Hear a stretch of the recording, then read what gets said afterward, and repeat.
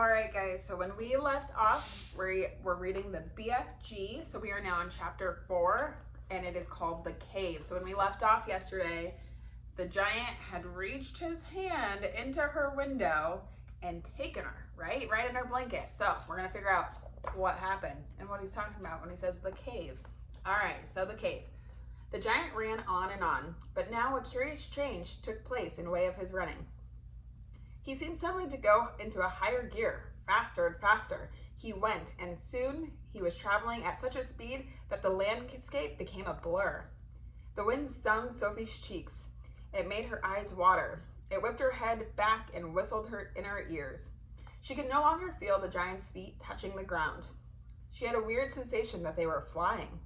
It was impossible to tell whether they were over land or sea. This giant had some sort of magic in his legs. The wind rushing against Sophie's face became so strong that she had to duck down again into the blanket to prevent her head from being blown away. Was it really possible that they were crossing oceans?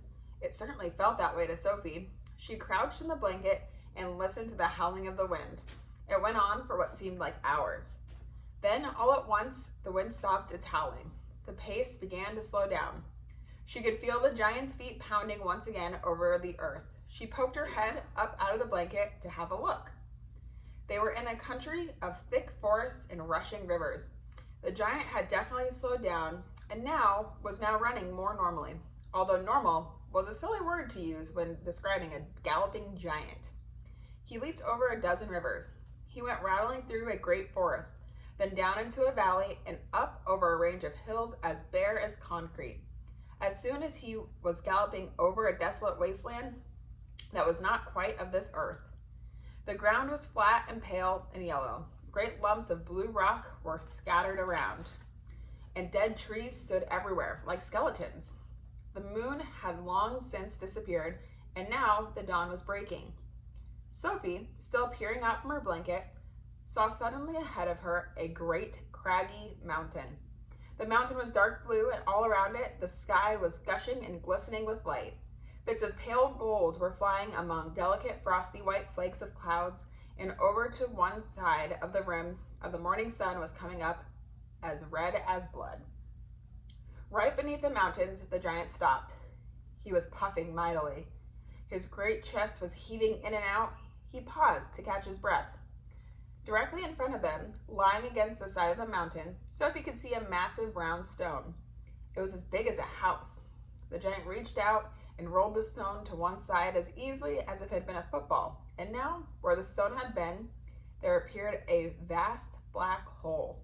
The hole was so large the giant didn't even have to duck his head when he went in. He strode into the black hole, still carrying Sophie in one hand, the trumpet and the suitcase in the other. As soon as he was inside, he stopped and turned and rolled the great stone back into place so that the entrance to a secret cave was completely hidden from the outside. Now that the entrance had sealed up, there was not a glint of light inside the cave. All was black. Sophie felt herself being lowered to the ground. Then the giant let go of the blanket completely. His footsteps moved away. Sophie sat there in the dark, shivering with fear. "He is getting ready to eat me," she told herself. "He'll probably eat me raw, just as I am. Or perhaps he'll boil me first. Or maybe he'll have me fried. He will drop me like a rasher of bacon in some gigantic frying pan, sizzling with fat." A blaze of light suddenly lit up the whole place. Sophie blinked and stared. She was in an enormous cavern with a high rocky roof. The walls on either side were lined with shelves, and on the shelves there stood a row upon a row of glass jars. There were jars everywhere. They were piled up in the corners. They filled every nook and cranny of the cave. In the middle of the floor there was a table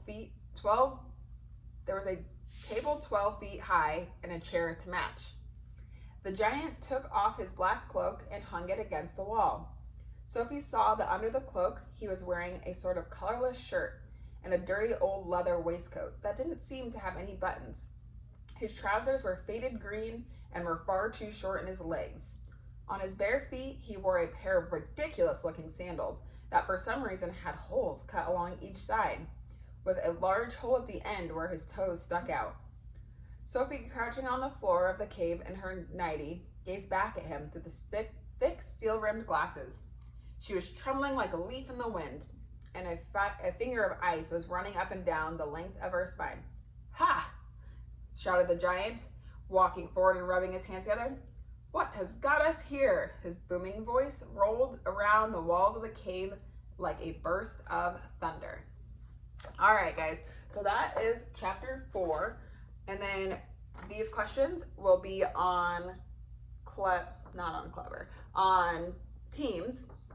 Number 1 says, how fast was he traveling? Remember, she felt like she was flying. That's a hint.